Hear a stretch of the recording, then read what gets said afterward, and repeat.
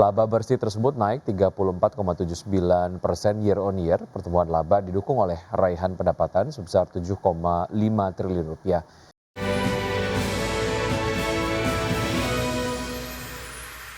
Pemirsa, emiten perkebunan kelapa sawit dan pengolahan CPO Grup Astra PT Astra Agro Lestari Tbk membukukan peningkatan pendapatan dan laba bersih per Maret 2026. Dalam laporan keuangan, laba bersih tercatat sebesar 373,4 miliar pada kuartal 1 tahun 2026. Laba bersih tersebut naik 34,79% year on year. Pertumbuhan laba didukung oleh raihan pendapatan sebesar 7,5 triliun rupiah. Pendapatan ini naik 6,8% secara tahunan. Pendapatan perseroan berasal dari minyak sawit mentah dan turunannya sebesar 6,73 triliun rupiah, inti sawit dan turunannya sebesar 763,92 miliar rupiah, dan pendapatan lainnya senilai 2,77 miliar rupiah. Dengan pertumbuhan laba bersih, laba per saham pun naik menjadi 194,01 rupiah per saham dari sebelumnya sebesar 143,94 rupiah per saham.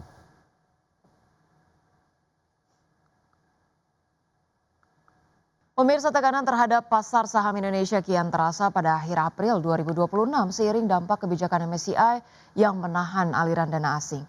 Kondisi ini membuat indeks harga saham gabungan tertekan di tengah kombinasi sentimen global, tekanan makro dan dinamika domestik. Tekanan terhadap pasar saham Indonesia kian terasa pada akhir April 2026, seiring dampak kebijakan MSCI yang menahan aliran dana asing. Kondisi ini membuat indeks harga saham gabungan tertekan di tengah kombinasi sentimen global, tekanan makro, dan dinamika domestik.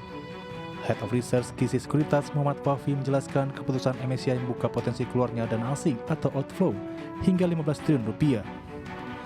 Menurutnya hal ini dapat menekan IHSG dalam jangka pendek. Ia menyebut kondisi saat ini lebih mencerminkan penundaan momentum dibandingkan perubahan arah jangka panjang, karena reformasi yang sedang berjalan tetap jadi fondasi penting untuk peningkatan kualitas pasar ke depan. Adapun kondisi pasar yang tertekan saat ini mencerminkan kombinasi tekanan jangka pendek dan perubahan struktural.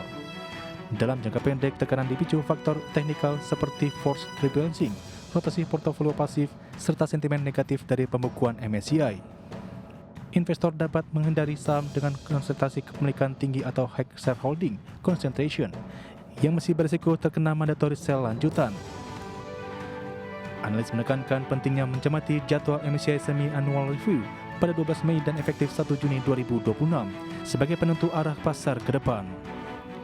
Sementara itu, sebagai catatan, dalam pengumuman terbarunya, MSCI menyampaikan telah mencermati berbagai langkah reformasi transparansi pasar modal Indonesia. Reformasi tersebut mencakup peningkatan keterbukaan pemegang saham di atas 1%, granularitas klasifikasi investor, pengenalan kerangka HSG, serta pada jalan peningkatan batas minimum free float menjadi 15%. Meski demikian, MSCI memutuskan untuk melanjutkan kebijakan pembekuan terhadap saham-saham Indonesia. Berbagai sumber untuk iDirectional. Pemirsa, harga minyak melesat hampir 3% pada perdagangan Selasa didorong kekhawatiran berkelanjutan terhadap gangguan pasokan akibat penutupan Selat Hormuz yang meredam dampak negatif dari keputusan Uni Emirat Arab keluar dari aliansi OPEC dan OPEC Plus. Minyak mentah berjangka Brent untuk kontrak pengiriman Juni ditutup melonjak 2,8% ke level 111,26 dolar per barrel. Sedangkan minyak mentah berjangka West Texas Intermediate untuk kontrak pengiriman Juni melambung 3,7% ke posisi 99,93 dolar per barrel. Setelah sempat menembus 100 dolar, pemirsa, level tertinggi sejak 13 April. Kenaikan harga sempat terpangkas setelah Uni Emirat Arab, produsen terbesar keempat dalam OPEC Plus, mengumumkan akan keluar dari kelompok tersebut mulai 1 Mei. Langkah ini dinilai menjadi pukulan bagi organisasi negara-negara eksportir minyak dan pemimpin de facto Arab Saudi. Usaha PT Goto Gojek Tokopedia Tbk mencetak laba bersih untuk pertama kalinya, yakni senilai 257,94 miliar rupiah pada kuartal 1 tahun ini. Raihan laba bersih ini ditopang oleh pertumbuhan pendapatan yang naik hingga 26% pada kuartal 1 2026. PT Goto Gojek Tokopedia Tbk mencetak laba bersih untuk pertama kalinya, yaitu senilai 257,94 miliar rupiah pada kuartal 1 2026. Laba bersih ini berbalik dibandingkan periode yang sama tahun 2025 yang mencatatkan rugi bersih sebesar 367 miliar rupiah. Peningkatan laba bersih ini ditopang oleh kenaikan pendapatan Gotoh yang naik hingga 26% menjadi 5,34 triliun rupiah pada kuartal 1 2026.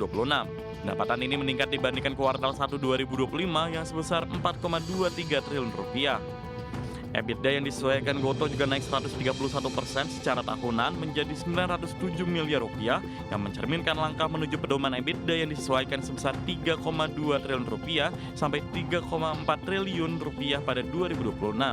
Direktur Utama Grup Gotoh, Hans Patuwo, mengatakan pencapaian laba bersih untuk pertama kalinya dalam sejarah Gotoh ini menjadi momen penting bagi perseroan. Sementara itu, Direktur Keuangan Gotoh, Simon Ho, mengatakan pencapaian ini mencerminkan operating leverage yang kini tertanam secara struktural dalam bisnis Gotoh. Simon juga menjelaskan biaya layanan Gotoh juga menurun seiring dengan strategi teknologi dan kecerdasan buatan yang mulai membuahkan hasil. Gotoh juga mencatatkan arus kas bebas disesuaikan positif sebesar 1,3 triliun rupiah yang mencerminkan perbaikan fundamental bisnis, profitabilitas, dan disiplin biaya. Berbagai sumber IDS Channel. Ya, emiten consumer good PT Mayora Indah Tbk mencatat kinerja kontras di awal tahun 2026.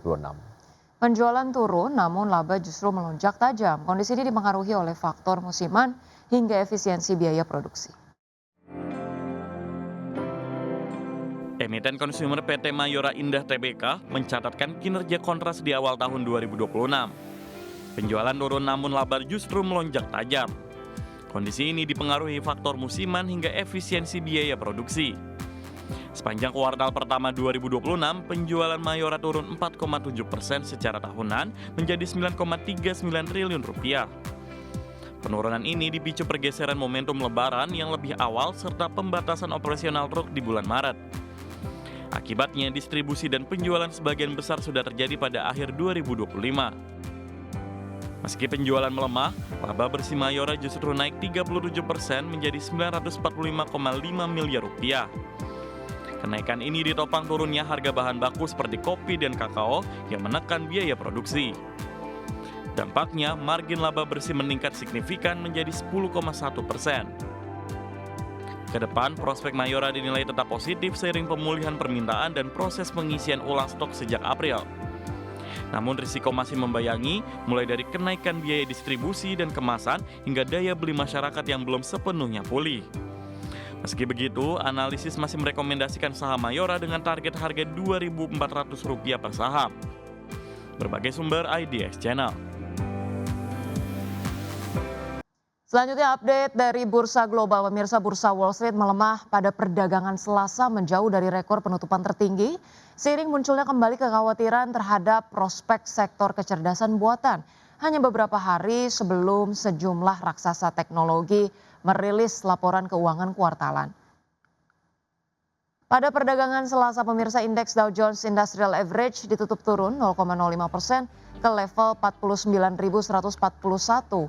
Indeks S&P 500 melemah 0,49% ke posisi 7.138 dan indeks Nasdaq Composite terkoreksi 0,9% ke level 24.663. Sementara itu, pemirsa, dari Eropa, bursa ekuitas Eropa melemah mendekati level terendah dalam 3 pekan, seiring dengan kombinasi laporan keuangan perusahaan yang beragam, ketidakpastian konflik di Timur Tengah, serta sikap hati-hati investor menjelang keputusan penting dari Bank Sentral pada pekan ini.